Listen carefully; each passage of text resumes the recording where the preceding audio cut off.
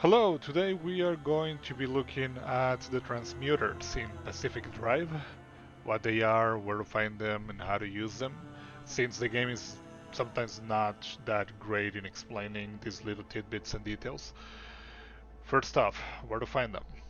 You're gonna want to find them or look for them at least in the Arda buildings, either the small ones that look like trailer or RVs, and these taller ones, the towers with the stairs and everything.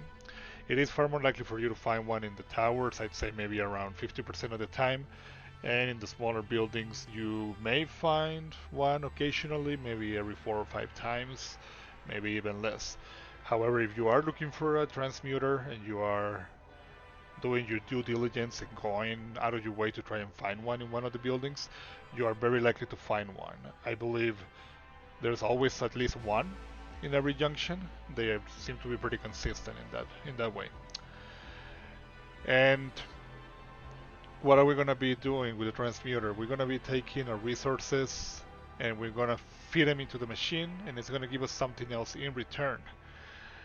They seem to be different each time, and here in this video I'm going up and finding the transmuter. You can see it right here. You've probably already seen it and not know what it does. This one is offering to change my gears into swamp coral based on the icons there. You don't have to know the icons by heart either, because you're gonna see me open the actual transmuter, like clicking E on my keyboard and reading what it actually wants. So I'm gonna be clicking right about now, and you're gonna see that it's asking for gears, and it's offering to turn them into swamp coral. Now this is a very good deal because swamp coral is more valuable than gears, and most of the time the deal is going to be valuable for you, and sometimes it won't be, so it's going to depend on whatever you're looking for or what you need. Now the pizza chart below, you can see that there's like a complete pizza, complete pie, and then another one not as complete. It has 9 slices in total. That simply means how many times you can do the trade. So this machine is offering for us to feed it a set amount of gears and receiving in return a set amount of swamp coral, and do that on a total of 9 times. We don't know yet how many gears it's asking for. It may be random every time, or it may be a set number each time it's offering the same deal. I'm working on a written guide for that front, and I will have it linked down below. And for this one, I'm going to try first with 4 gears, just to get a feel of what the machine is looking for. I used to believe these lights would indicate how many of the items it's asking for, but that's not the case, so you can ignore that.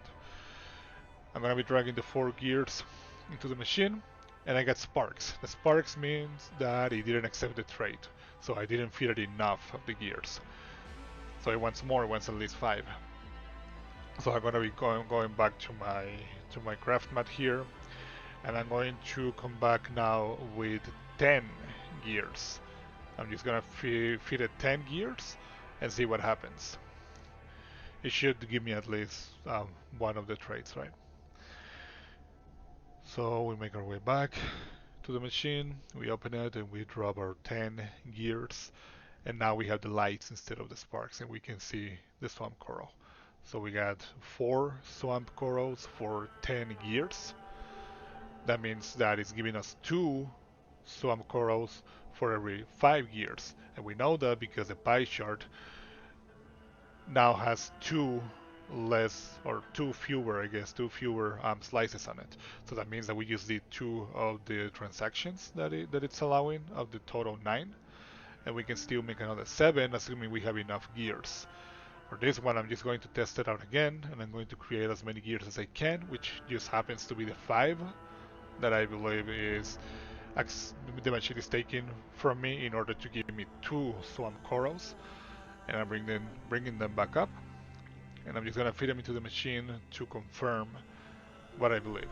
So I feed it the 5, and again we get the lights and we get 2 swamp corals, and we can see on the screen there that we have yet another slice coming or disappearing from the screen. and that means that every trade that we made was 5 gears for 2 swamp corals. Now that's essentially how the transmuter works. I believe each time it's offering a set deal, it's gonna be the same amount every time, but I'm still making runs and confirming that. If you want to have a written reference for you, I'm gonna have a guide linked down below that you can use for your reference. And I'm gonna be taking notes and writing down what I find in there and keeping it updated as best as I can as well. And that's basically how you use a transmuter. Pretty much where to find it. You're gonna want to look in the tall towers or even in the smaller ones, but you are better set looking at these ones. Like I said, every junction should have at least one of them. And that's pretty much what I have for you today. Thank you for your time, and I'll see you over there at KeenGamer.